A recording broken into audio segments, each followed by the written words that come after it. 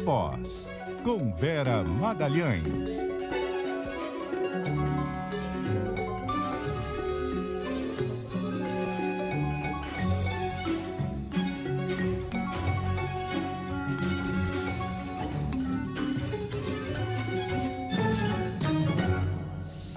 Vera. Boa tarde, Sardenberg, Marcela, todos os nossos ouvintes e também quem nos assiste. Boa tarde, Vera. Ô, Vera, tem coisa pra caramba hoje, hein? Você falou como é que é um inferno astral da família Bolsonaro, que não só tem a história da vacina gate, como a história aqui das rachadinhas do Carlos Bolsonaro, e sendo que a história da vacina gate a cada dia está aparecendo coisa nova. Agora apareceu a vacina da Janssen em São Paulo, quer dizer, não a vacina, certificado falso da vacina Janssen em São Paulo. Enfim, e tem também aquela questão dos Estados Unidos, né? Como é que ele entrou nos Estados Unidos apresentando o certificado falso ou sem apresentar? Enfim, por onde você quer começar? Pois os desdobramentos são muitos, né, Sardenberg, e mostram que o caso não é nada de menor importância, é algo de uma gravidade muito grande, porque envolve muitas pessoas e envolve muitas maneiras de ir burlando o sistema, inclusive de registro de vacinas do Brasil, para favorecer o Bolsonaro, os seus apaniguados, a sua trupe, como disse o Mairovich hoje de manhã, e a família. Agora, quando se investiga melhor o esquema de Duque de Caxias, vão aparecendo os servidores que foram ou coagidos ou tiveram os seus nomes usados como tendo aplicado a vacina, sem ter nem conhecimento disso. Uma enfermeira, por exemplo, disse, olha, eu dei muita vacina, mas no Bolsonaro não dei não. E agora essa servidora que disse que era coagida a dar a senha. Então tem todo esse braço da fraude em Duque de Caxias que é relevante, porque se eles fraudaram para incluir dados falsos de pelo menos 60 pessoas, que é o que é citado nesse inquérito, todo o registro de vacinação nessa cidade deixa de ser confiável. Vai ter aí um trabalho do SUS de depurar os dados e verificar os dados que atinge todo o Conect SUS, toda a vacinação. Ficando no caso específico do Bolsonaro, esse caso já tem o cometimento de muitos crimes aqui no Brasil, né? A coisa da organização criminosa,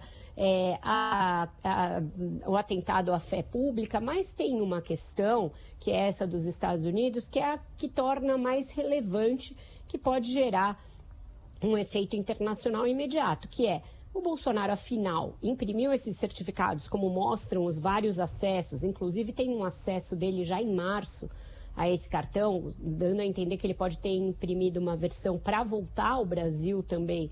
Ele utilizou em algum momento na imigração, ao fazer o check-in, ao fazer a entrada na imigração norte-americana. Eu fui aos Estados Unidos depois da pandemia 2 vezes. Nas 2 vezes eu tive de mostrar já no balcão da companhia aérea meu certificado de vacinação para poder ingressar. A gente sabe que existem as chamadas exceções diplomáticas e que nas outras vezes em que esteve nos Estados Unidos, em agendas oficiais, o Bolsonaro mostrou só teste negativo de Covid, segundo consta, e não a vacinação, porque ele dizia que não tinha se vacinado e pôde entrar ainda assim.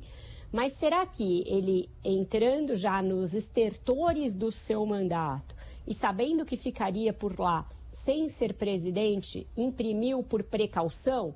Se foi por precaução, ele utilizou efetivamente em algum momento nos Estados Unidos? Então, eu acho que o próximo passo da investigação tem que ser via Itamaraty, conversando com o governo dos Estados Unidos ou com a embaixada dos Estados Unidos aqui no Brasil ou a do Brasil em Washington, para obter das autoridades norte-americanas esta informação.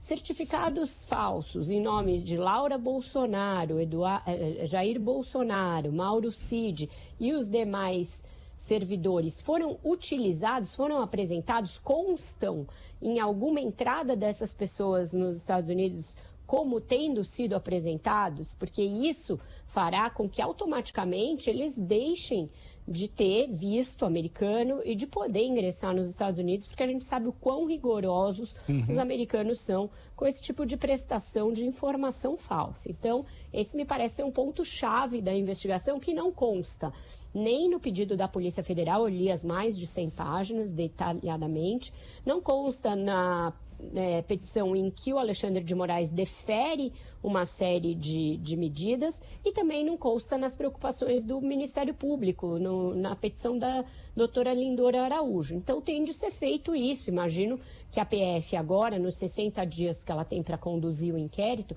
ela vá se debruçar sobre essa frente internacional que é da maior relevância.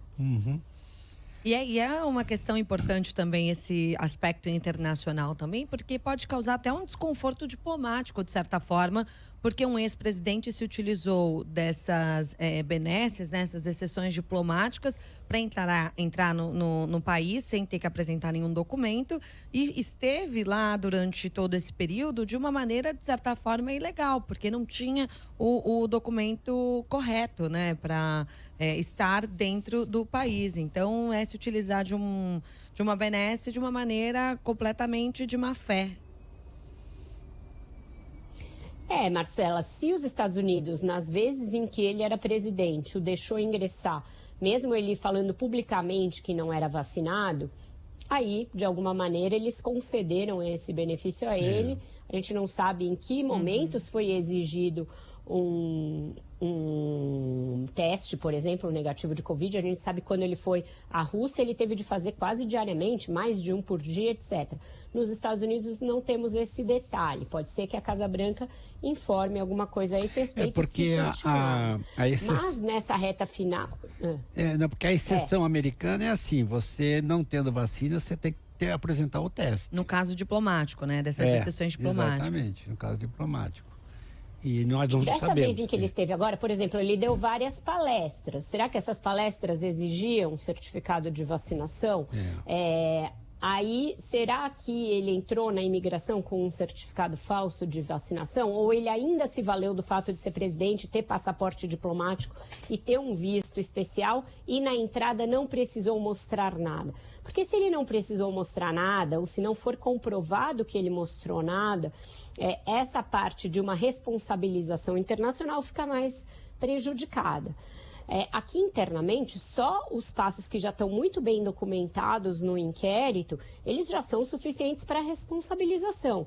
O que fica evidente, né? Fica evidente que o Bolsonaro vai jogar tudo nas costas do coronel Mauro Cid, dizendo que era ele que tinha as senhas dele, que ele não sabia de nada, que não pediu, que o Mauro Cid deve ter tido um excesso de zelo, como ele já tinha feito para a mulher, resolveu fazer para mim também, para a Laurinha, tá ok? Mas não pedi nada, não usei nada, não sabia de nada. Pode ser isso.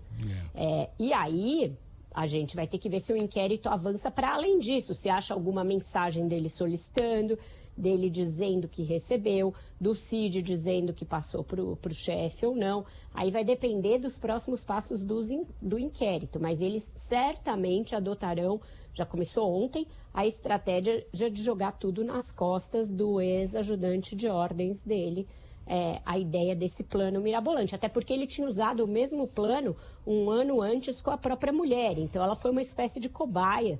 E aí a veia lá do Duque de Caxias ficou uma avenida aberta para todo mundo burlar. Vera, uma coisa aqui. Como é que tá o Apolo? Você sabe que tem ouvinte mandando mensagem perguntando aqui. Ele deu um show. Ele tá dormindo ali embaixo de uma cadeira lá na outra sala, mas ontem ele estava aqui, do meu lado. Não, ontem foi a Rosana, nossa ouvinte Rosana. Ele acordou e fez Ela pergunta pra Vera o que aconteceu com a Apolo ontem. Repete. Gente, dá pra fazer um gif, porque eu tô aqui sério, falando lá, aí ele acordou aqui do meu lado e eu dei um pulo, assim. Então tem essa figurinha aí pra ser feita. Foi a ouvinte Rosana que perguntou, viu, Vera? Ela falou assim, o que aconteceu com a Apolo ontem? Pergunte pra Vera. Mas tá bem ele, tudo em ordem. Foi só um susto, pesadelo. Tá bem, eu fiz uma busca e apreensão nele e agora ele tá mais calminho ali. Tadinho, um beijo pro Apolo. Vera, obrigado, Vera. Até amanhã. Até mais. Tchau, gente. Até Tchau, tchau, Vera.